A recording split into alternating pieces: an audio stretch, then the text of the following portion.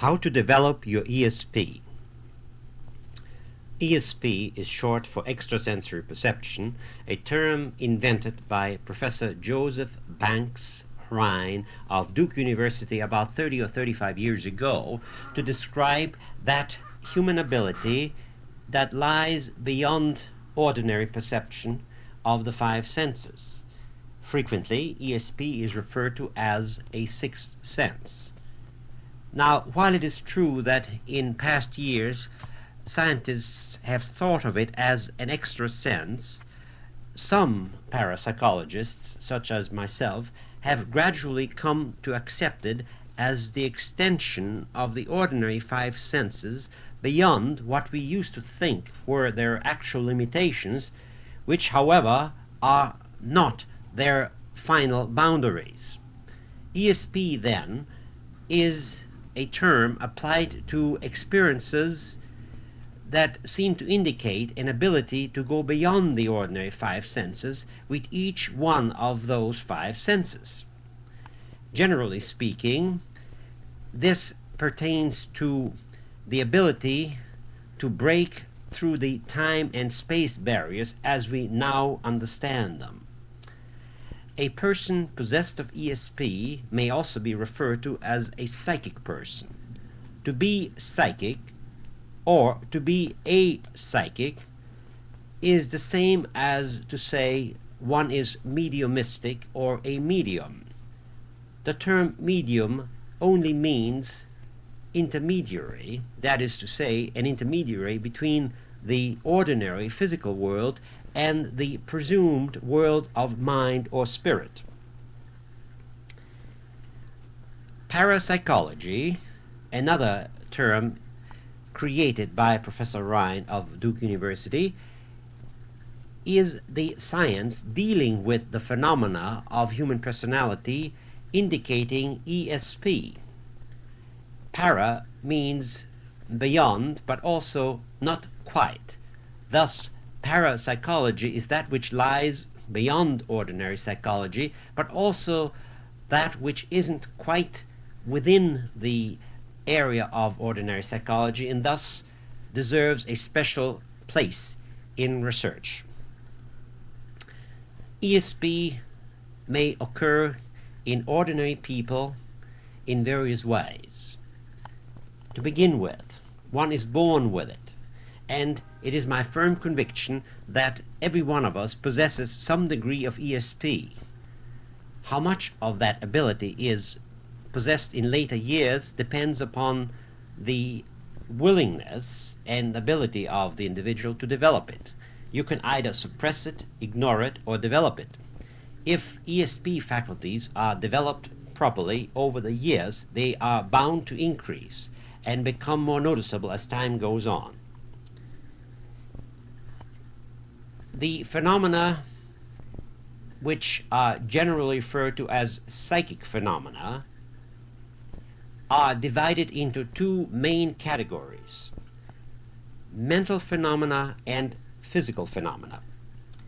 Mental phenomena include clairvoyance, the ability to see things at a distance in time or space beyond orthodox knowledge; clairaudience, the ability to hear things that are not ordinarily visible, such as the voice of a person not in the immediate vicinity; clairsentience, the ability to perceive certain distinctive odors for which there seems to be no rational explanation at the time; the ability to touch an object and derive specific information about its owner, both past, present, and possibly future, is referred to as psychometry. Psychometry, along with the three aforementioned forms of ESP, are among the most common forms of psychic phenomena. On the more sophisticated side of psychic experience lies the phenomenon referred to as physical phenomenon. Although physical phenomena occur to professional psychics as well as to laymen, they are bound to startle the layman to an extent that he or she might very well turn towards the study of psychic phenomena as a professional pursuit. The main areas of physical phenomena always involve the body to a large extent. Trance is the best known of the physical phenomena and also the hardest to attain. In the trance state, the psychic's own personality seems to be temporarily displaced, as it were, next to his or her own body, and another personality, presumably of a deceased individual, is permitted to enter the physical body of the medium and use it to express itself. Trance states should never be entered without the presence of a properly trained observer, since they do involve certain risks to the physical health of the medium. Psychokinesis, the ability to move objects through mental energies, has been studied for many years at the Duke University laboratories and is a proven fact. Small objects have actually been moved by purely mental efforts, and in recent years Russian parapsychologists were able to photograph the movement of such small solid objects step by step. Somewhere between physical phenomena and mental phenomena lie the very well-known Duke University card tests. Since some physical movement is involved, namely the flipping of the card, and since mental efforts are also involved, namely the guessing of the sequence of the cards, I have placed these tests in a special category of their own. On the, shall we say, extreme side of physical phenomena lie materializations, the ability to produce figures of allegedly deceased individuals in dark areas, lit only by small red electric lights. Manifestations of this kind are particularly vulnerable to fraud and have indeed been faked liberally all over the world. Nevertheless, genuine materializations are also on record, and the phenomenon itself is possible, although extremely complicated and rare. In the phenomenon of materialization, energy is drawn from those in the room, principally the physical medium and the others called sitters. This energy can be condensed into a mass called ectoplasm, which contains certain albumin substances and comes from the body of medium and sitters alike. This material is then used to create a waxen-like image of a deceased individual, with which the spirit entity clothes itself to be three-dimensional for a short period of time, during which it can be seen, touched, and otherwise measured. Materialization phenomena are, of course, of the highest order and should not be attempted by amateurs or those untrained in psychical research. How can the average person test his or her ESP ability? How do we know we have ESP? To begin with, if we have ESP, we will sooner or later have an experience we cannot explain on orthodox grounds. If we have a visionary experience or a dream in which we foresee a specific event that later comes true, and if this kind of thing happens again and again, chances are we are psychic. The first step towards judging whether or not one has any measure of ESP is to observe very carefully events in one's life that seem not to fit within the category of ordinary experience or sensory perception, but seem to indicate some knowledge or ability beyond the ordinary five senses. But if one is convinced that such things are possible, in one's life, then there arises the desire to improve on one's performance and to regulate the ability, as it were, so that one may partake of more and more psychic experiences. 35 years ago, the Dr. Rhine test cards and dice were about the only, shall we say, instruments generally available to anyone wishing to test his or her psychic ability. The card tests, if successful, indicate that one has a higher degree of foreknowledge how certain numbers or symbols will come in the shuffling and in the playing of the deck. That in itself is only the beginning. As far as the dice are concerned, throwing of dice and influencing them through mind power requires a complicated apparatus, certainly not within the reach of the ordinary individual wishing to test his or her ESP abilities. There are other ways of testing it. One of the best ways is to get together with a group of like-minded friends, and one of the group decides to be the sender while the others may act as receivers. The sender then thinks of a number between 1 and 10, holding the thought of that figure for about 2 or 3 seconds with his eyes closed. While thinking of it, he also writes it down on a piece of paper. Then he proceeds to the next figure, and after 5 different figures have been sent out, the experiment is concluded. The others, who act as receivers, will have written down a sequence of 5 different figures. If one or the other gets the entire series correctly, that person would have extraordinary psychic ability. Chances are that some will get 3 out of 5 or 4 out of 5, frequently not in the same order as the sender has sent them out. This is an interesting part of the test, that the figures may be sent forth but received in reverse order, or perhaps out of line, out of the proper sequence of the sender's intention. If 3 or 4 out of 5 are received, that it in itself already constitutes definitely indication that ESP is present in the receiver, since it is far beyond the so-called law of chance. Another exercise which I found extremely useful and easy to undertake helps greatly to develop incipient ESP abilities. It consists of the visualization of being in a motion picture theater. You are seated in the dark auditorium of the theater watching your favorite movie end. After the movie has gone off the screen, you visualize, perhaps with your eyes closed, the silver screen itself.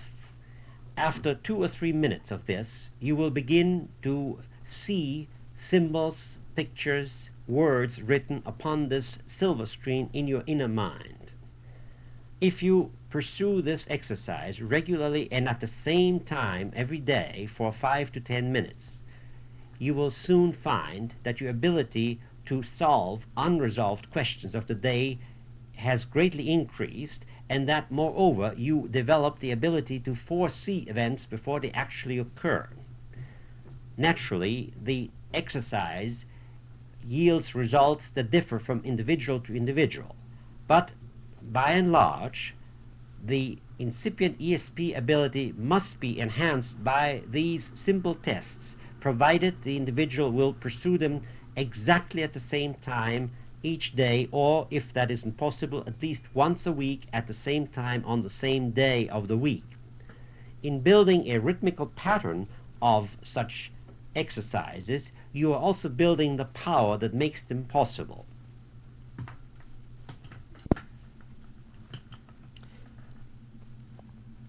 The serious student of ESP should test his ability as often as possible. Perhaps at a gathering where the individual wishing to test his ability meets new people about whom he or she knows nothing. The best way to do this is to offer to psychometrize or touch an object in the person's possession.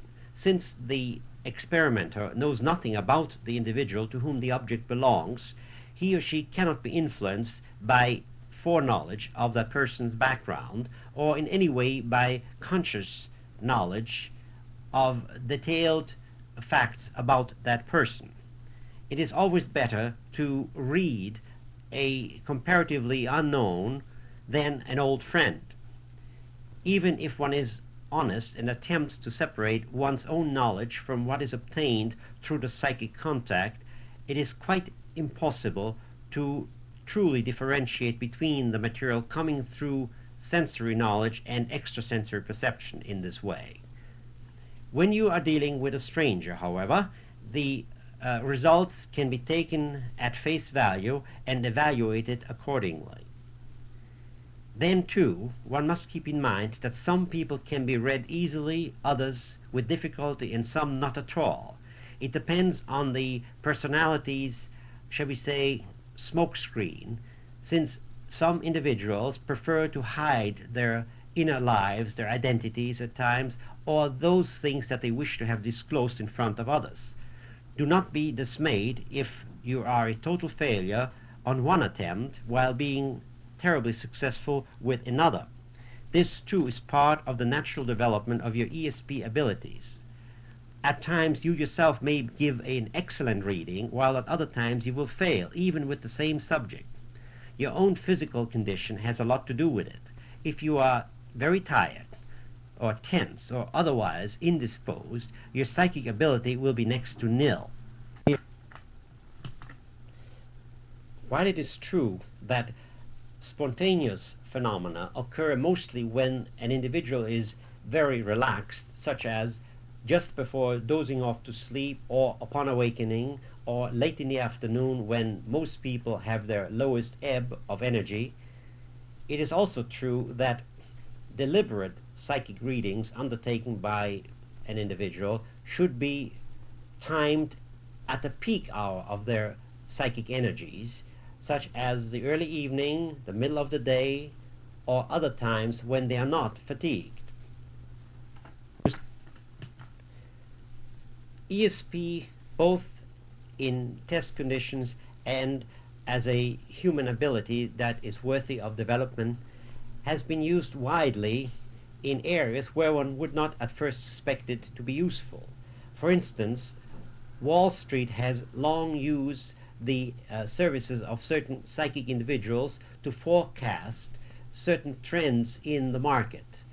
The tides of the moon are not the only way in which people have been able to forecast emotional responses by mass audiences, but ESP readings have been used to determine what the response might be to certain new projects or new ideas.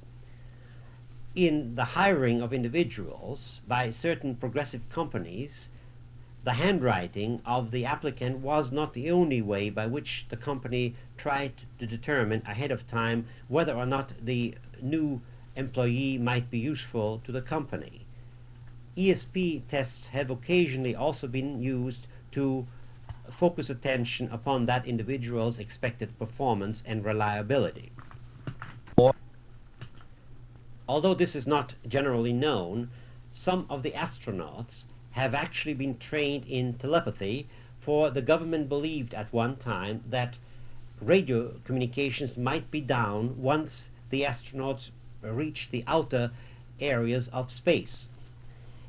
As a result, several of the astronauts turned out to be excellent telepaths or communicators, and much valuable knowledge was gained from these experiments, at first carried on at the Space Center at Dayton and later with a known psychic in Chicago. The experiments seem to indicate that psychic ability goes beyond the ordinary boundaries of space and time and cannot be in any way interrupted even by the greatest of distances. Those wishing to know more about ESP and how to enhance one's own abilities in this area might read the Handbook of Parapsychology, which I wrote recently and which is available in most bookstores.